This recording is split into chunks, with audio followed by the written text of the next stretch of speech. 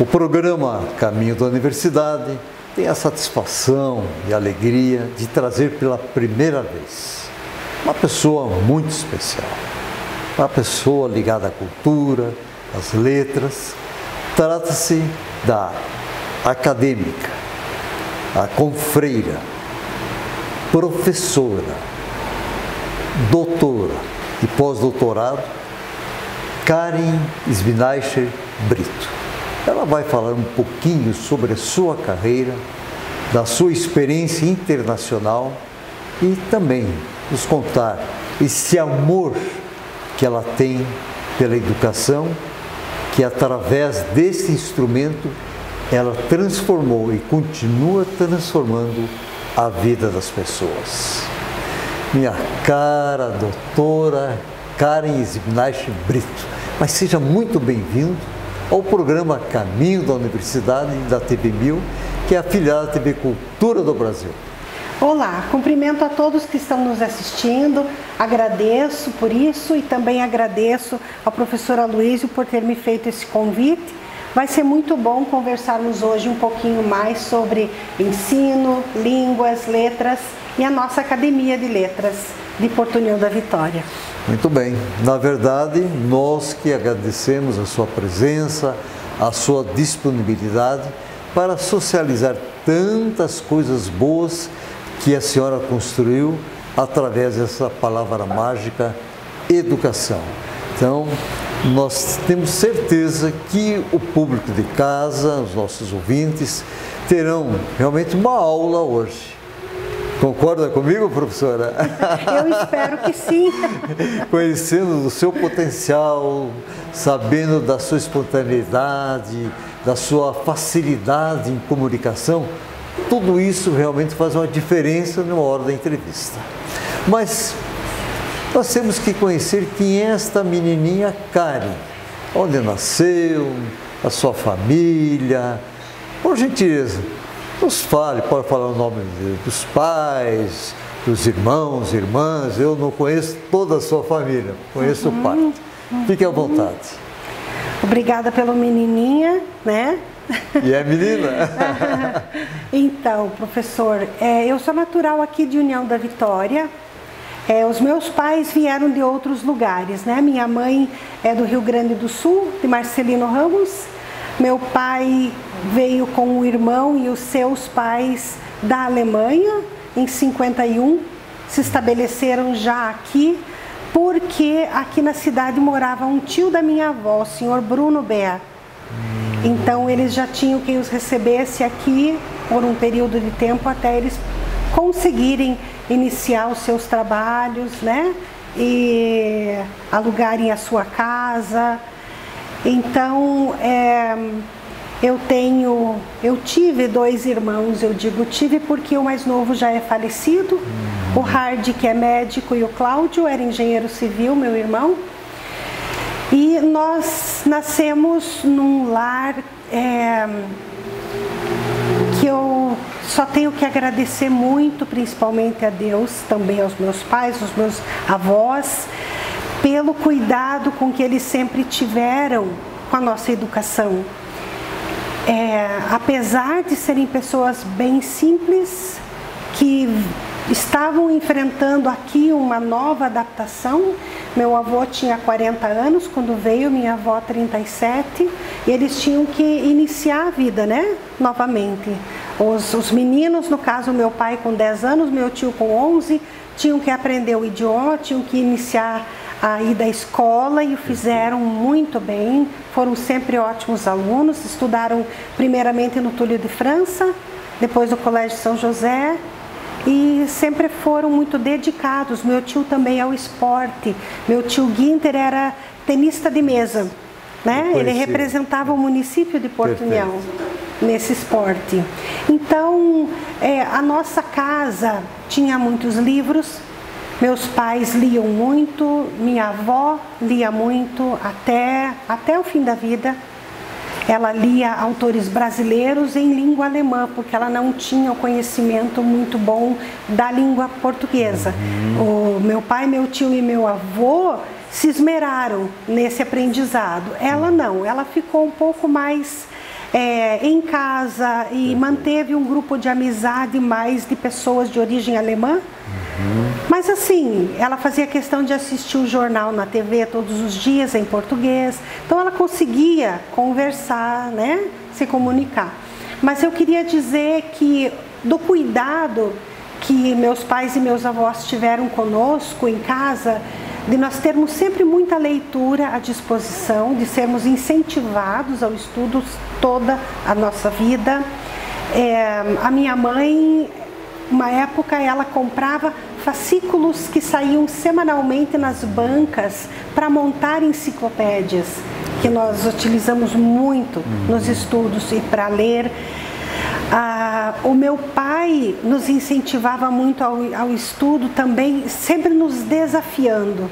Então ele fazia molduras, né? Ele foi o proprietário da Casa das Molduras. Então nós tínhamos um quadro em casa com o mapa do Brasil e ali estava dividido nos estados e marcadas as capitais. Então a hora do almoço era a hora de responder pergunta: qual é a capital de tal estado? Então nós queríamos estar prontos, então nós nos preparávamos, nós estudávamos. Mesma coisa cobrando a tabuada, ele sempre achou muito importante, né? Meu pai também, na cozinha, ele forrou parte da parede com o que a gente chamava na época de placas de Duratex, ou chapas de Duratex, para que eu pudesse escrever com giz. Já sim. Desde criança. E ali eu já escrevia ensinava. nas paredes, então. Escrevia nas paredes, já ensinava meu irmão mais novo. Ele amava resolver cartas enigmáticas que eu preparava ali, né? E além disso, nós tínhamos também bastante contato com música. Meu pai ouvia muita música, tanto clássica quanto música assim, tradicional alemã, né? Mais da região, da onde ele veio. Mas eu posso perceber, assim, professora Karen, o incentivo às letras, à cultura, à educação, veio do meio familiar. Veio. Seus avós, o opa e a oma, né? Pai e a mãe, enfim, vocês vivenciavam. Algo que me chama a atenção aqui, né? É interessantíssimo, que na hora da refeição é um momento realmente sagrado, é um momento às vezes de silêncio. Então eles tinham a sabedoria, porque traziam o assunto, faziam vocês pensar, faziam vocês imaginar que é possível, né, através de uma refeição, você aprender também. Não era nada indigesto ali. Não, e tínhamos que falar alemão, Aloísio. Tínhamos que falar alemão em casa com os pais, senão eles não nos respondiam. Eu lembro que eu voltava da escola pela manhã, já pensando se eu me lembrava das palavras que eu queria usar para conversar com eles, porque tinha que ser em alemão. Foi a maneira que eles usaram para nos ensinar o idioma, porque os dois falavam. Minha mãe também é de família alemã, ela também sabe falar o alemão. Então eles fizeram questão, e eu não sei se eu já posso puxar um gancho para o ensino de línguas a partir daqui. Eu gostaria de fazer, eu gostaria que você voltasse depois na hora que eu vou te perguntar, e agora já estou entendendo também, mas é bom nós esclarecermos ao público, né? Toda essa gama grande de conhecimento que você tem, que você carrega, né? Já mostrou da onde surgiu os primeiros passos, né? Mas eu só quero reforçar a importância do ambiente familiar, porque às vezes, professor, nós sabemos que os valores estão desaparecendo, os verdadeiros valores. Encontro de familiares na hora do almoço, às vezes é motivo de discussão e não saudável. Aí você deixou o teu avô, tua avó, teu pai e tua mãe, deixaram um legado espetacular para você e os demais irmãos. Que é possível, né, ensinar algo diferente e fazendo uma boa alimentação. Simplesmente achei fantástico. É verdade, Luiz. Eu friso novamente que eram pessoas bem simples, né? Pessoas que nunca tiveram muita riqueza, mas sempre valorizaram o conhecimento e a cultura como riqueza. Você veja os meus bisavós, os pais da minha avó. Ele lutou na Primeira Guerra Mundial, ficou preso 6 anos na Sibéria, para só depois voltar para casa. Graças a Deus voltou com saúde. Mas eles eram pessoas bem do interior, não tinham acesso a muita coisa, mas eles tinham um cartão anual do teatro da cidade grande mais próxima, porque todos os meses eles iam ao teatro. Ao teatro. Fantástico. Minha querida confreira acadêmica Karen Sbinachen Brito, você vai nos falar sobre sua carreira profissional, como é que você começou e essa carreira realmente docente que você se realizou, se realiza, porque quem sabe, quem conhece, sempre está trabalhando. O importante é o ser humano descobrir de que é um instrumento de transformação da sociedade. E a senhora carrega essa batuta do conhecimento. Mas você vai responder no segundo bloco. Tudo bem? Tudo bem. Estamos apresentando o programa Caminho da Universidade e a nossa convidada de hoje é a querida professora, doutora, acadêmica da ALVE, Karen. É rapidinho, já retornamos.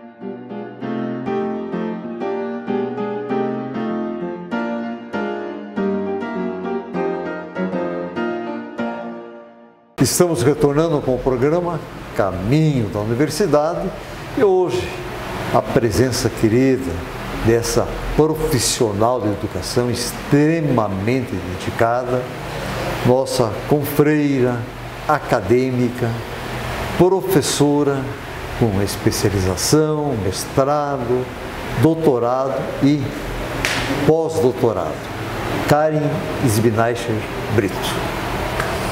Bonito falar todos esses títulos, né, professora? Parabéns. Estou morrendo de inveja da senhora. Não precisa. Olha só, que bacana. Parabéns pelo teu esforço e dedicação. Por isso que você faz a diferença por onde você passa. Você sempre semeia coisas maravilhosas. Professora, eu lhe perguntei, ao encerrar o primeiro bloco, sobre a questão profissional, como começou, e em especial essa carreira de docente, que já você até agora percebia onde foi a tua inspiração, aonde você foi buscar essa didática, esse básico para se tornar essa profissional. Por gentileza. Então, Aloísio, tanto no estudo quanto no magistério eu já fui bastante precoce, porque eu já havia ficado 2 anos no jardim de infância e 1 no pré-primário, como chamávamos na época, e eu queria ir para o 1º ano, eu queria aprender a ler e escrever, mas eu não tinha 5 anos ainda. A minha mãe perguntou então para as diretoras do Colégio Santos Anjos se era possível, e elas disseram assim: nós podemos tentar, mas é possível que daqui a uns anos ela canse de estudar. não aconteceu não bem foi assim. Foi a irmã Reginfrida que falou isso? Acho que foi. Acho que foi. Então, na época, a minha professora de 1º ano era a professora Sônia Cabral. Sim, a Sônia. Nossa, tenho muita admiração por ela. Perfeito. Ela me ensinou a ler e escrever e eu fiquei muito orgulhosa do que eu tinha conseguido. E no magistério, eu iniciei aos 17 anos.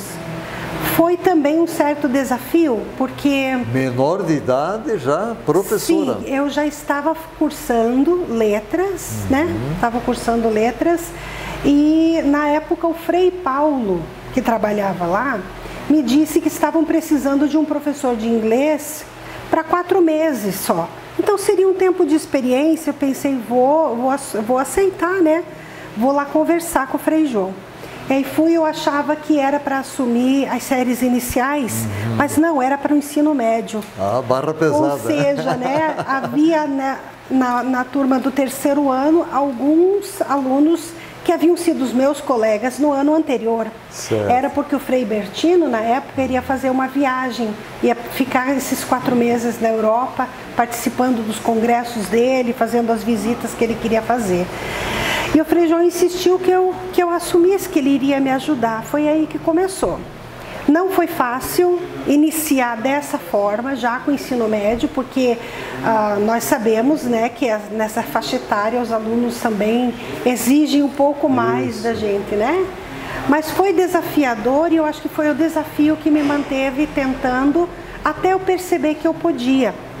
Olha. Ser professora não foi um sonho de criança, um sonho que eu tinha. Pelo contrário, eu olhava para os meus professores e eu achava que era muito difícil ser professor. Eu queria buscar alguma outra coisa. Mas com o falecimento do meu pai, em 82, eu acabei ficando mais tempo aqui na cidade, acompanhando minha mãe por um tempo, e pensei, eu vou fazer uma faculdade, eu vou começar pelo menos enquanto estiver aqui. Na época nós tínhamos a FACE e a FAF, né? E o que estava mais próximo do que eu gostava era o curso de letras, português e inglês. E foi ali que eu comecei. Então, tem uma grande dívida, né, com relação ao Colégio São José, na pessoa do Frei João, por esse incentivo inicial, me acompanhou durante muitos anos, sempre apoiando, incentivando, e também por toda a família da FAF durante todos esses anos, porque lá eu fiz minha graduação, 2 especializações e já fiquei lecionando lá desde 1994. E aí me aposentei em 2022, né?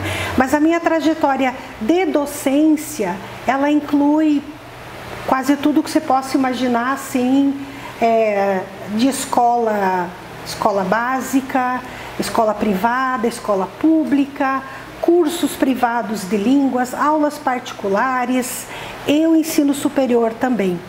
Né? No ensino superior eu tive então a oportunidade de construir a carreira acadêmica da pesquisa, de pesquisador. Então aí sim mas foi somente depois que eu já tinha bastante experiência, tanto no ensino quanto na preparação dos professores, que eu passei a ministrar as disciplinas de metodologia de ensino, que eu decidi então ir para a pesquisa. Não era um plano inicial meu. Eu queria ser professora. Não me fazia falta outro caminho, né?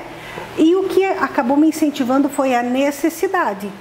Porque nós passamos por momentos difíceis antes de termos um plano de carreira. Passamos todo aquele período de grande inflação, sem nenhum reajuste salarial. 8 anos foram.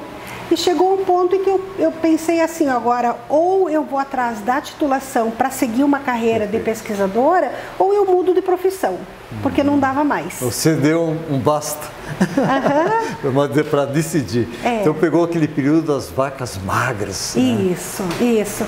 E aí então eu pensei, bom, eu vou tentar uma vez entrar no mestrado na Federal. E eu entrei. Então, fiz lá o mestrado. Na época, eu achava que qualquer coisa além da graduação ou da especialização era coisa assim para gênio, né? Eu já não me encaixava nessa situação, pensava, não vai dar para mim. Mas aí eu vi, fazendo o mestrado, como era bom estudar naquele nível. Como eu pude escrever a minha dissertação. Ampliou os horizontes e provocou o estímulo para o conhecimento científico. E eu entrei no mestrado com um plano de trabalho que dizia respeito apenas ao ensino de língua inglesa a falantes do português brasileiro. Mas a minha orientadora exigiu que eu fosse além e começasse a trabalhar com o plurilinguismo, com a aprendizagem de mais de 2 línguas, né? E aí eu entrei nesse caminho e o alemão me trouxe o subsídio muito importante, porque naquela época a grande pesquisa sobre como uma pessoa aprende uma 3ª, 4ª, 5ª, 6ª língua estava na Alemanha, estava com os pesquisadores alemães. Então eu podia ler o que eles publicavam. Sim, sim. E para o doutorado, então, eu propus fazer parte da pesquisa na Alemanha, o que foi aceito pela Universidade Federal, consegui uma bolsa do DAAD, que é um órgão alemão, que reúne as universidades, e fui fazer o meu levantamento de dados lá. Beleza. Poxa, professora Kai, vamos voltar ainda em relação aos idiomas, mas eu quero aproveitar essa oportunidade que a senhora se tornou uma pesquisadora, uma escritora, alguém que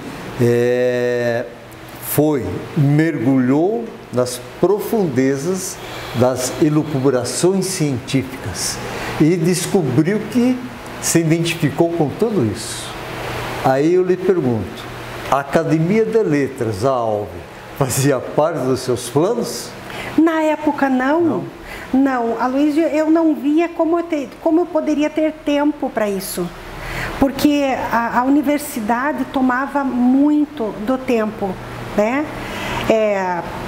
Na época em que éramos ainda FAFIUV, que não éramos Unespar, não havia nenhum incentivo à pesquisa. Nós éramos um centro de ensino.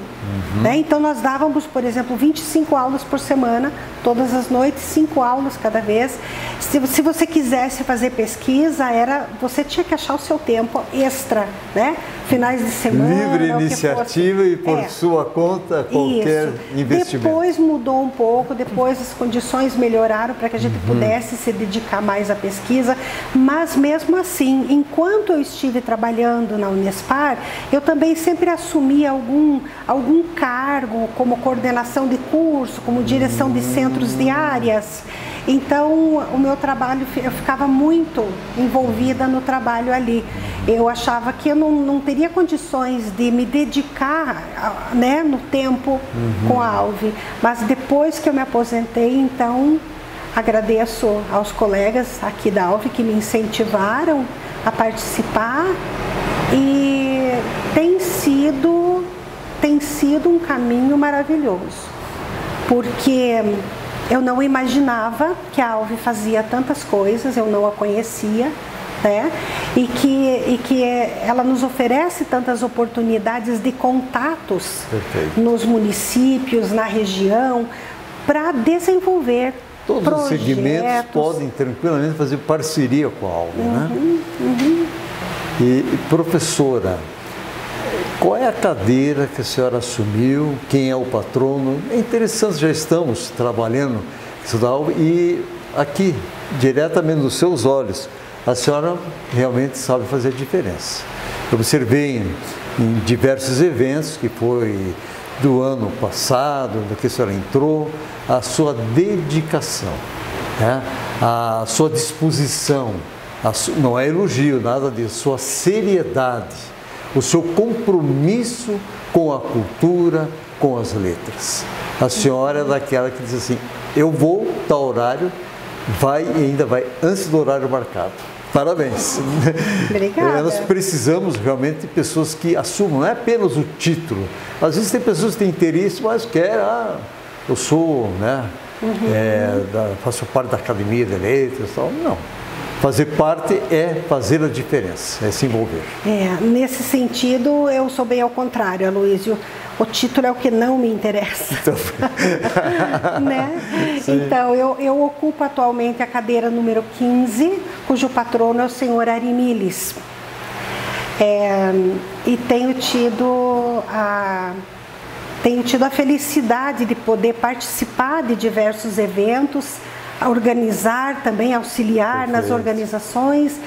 E o que você fala dessa disposição para trabalhar é o que me acompanhou em toda a minha carreira, né?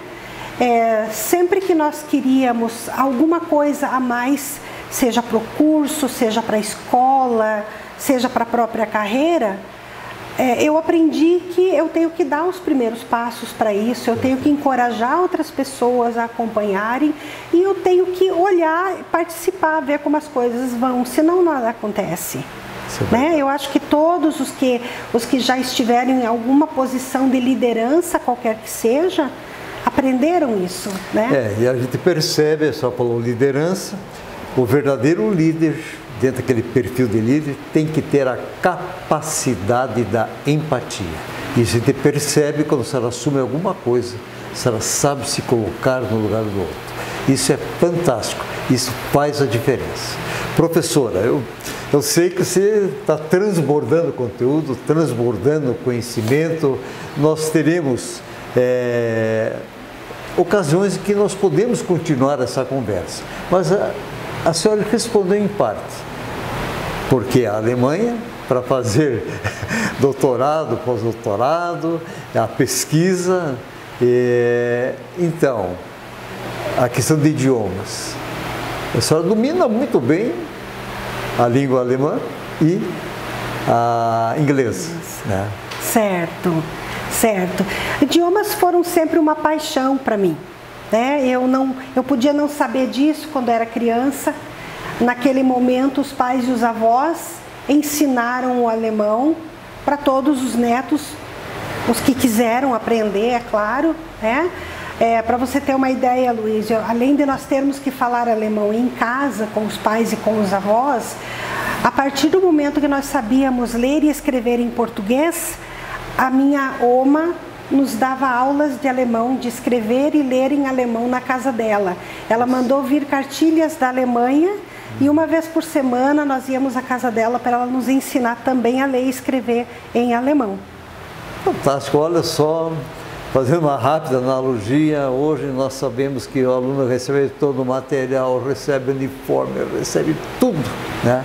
Na época, através dos familiares, eles buscavam esse material, pagavam para realmente fazer com que você estivesse envolvido dentro de um processo educacional, cultural. Está aí o resultado. Minha querida acadêmica, doutora Kari, nós já estouramos no tempo. Vamos puxar um pouquinho minha orelha, mas eu tenho uma boa argumentação. E nós precisamos que você nos deixe uma mensagem. Antes, porém, eu preciso, em nome de toda a nossa equipe da TV 1000, agradecer a sua presença, sua bela história de vida. E a senhora mostrou hoje, através dessa aula maravilhosa, que a maior riqueza, o maior legado que um ser pode deixar é o conhecimento e as ações para construir novos conhecimentos. Então, a senhora realmente mostrou o caminho. Cabe às pessoas despertar e seguir esse caminho do bem, da verdade, da dignidade, da honestidade e da formação do ser humano. Eu que agradeço, Luiz, eu que agradeço.